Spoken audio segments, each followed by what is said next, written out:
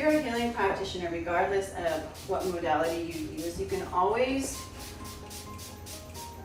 with your practice, just when someone first comes in, it's always really nice to just help clear out anything that they may have brought in through the door, any stress, just from traffic just getting there, or some negative energy they may have experienced throughout the day. It's always good to just cleanse them, because you really want your healing to go in on a deeper level. You don't want it to be like mitigating at the level of the more immediate stress that isn't really deeper underlying problem is. So sometimes just the frenzy of getting from one place to another can create kind of a distortion in the energy field. So it's always good to start off with the clearing. The reason I start with the Release It before the Clear My Space is because the Release It goes to the deeper layers and takes a little bit longer to kind of penetrate before it starts bubbling and the energy starts coming out. So the way I think about it is whenever you put an essence in, you're putting something in that's at a higher frequency, and it's going to displace energy that's ready to release that's at a lower frequency.